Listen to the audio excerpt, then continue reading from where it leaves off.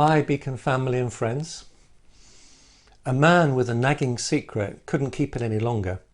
In the confessional he admitted that for years he'd been stealing building supplies from his local timber yard where he worked. What did you take? The priest asked.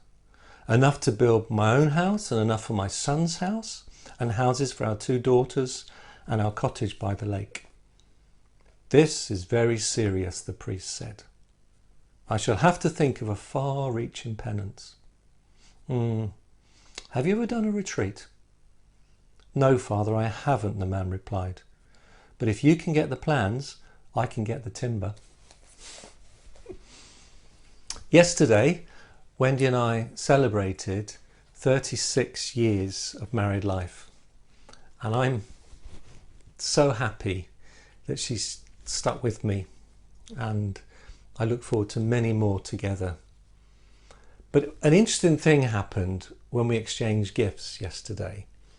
It never happened before. Behind me you'll see some blue Stratos and you'll see Nina Ricci, Lair de Tom. And we bought those for each other. And we didn't know that we were doing that, obviously.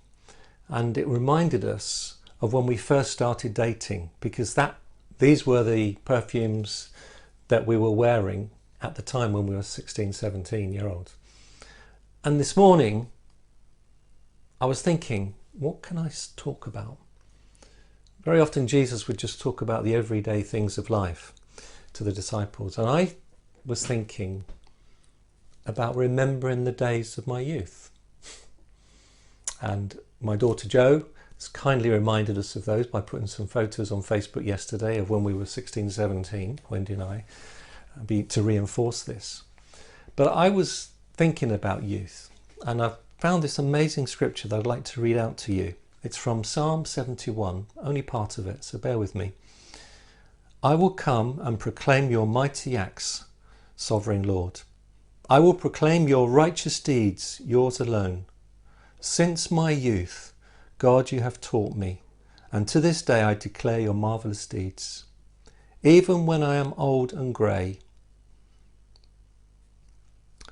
I'll accept the grey bit. Even when I'm old and grey, do not forsake me, my God, till I declare your power to the next generation, your mighty acts to all who are to come. And I think there's an encouragement from this psalm, but also from scripture, to remember our youth and what we learnt and what we have been learning since we were young. The relationship, I was saved at the age of 17 and Wendy was younger than me. And there's amazing things that God's done for us. And I think it's really important, and scripture encourages us that we don't forget about our youth. Maybe there's some stuff we want to forget about, but we don't fully forget about our youth, because the good of what we've learned in life with God, however, we are encouraged to pass it on to the generations that come, to our children or grandchildren, or to the generations if you're spiritual mums and dads.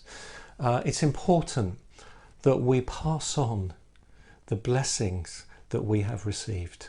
And I want to encourage you to think about that.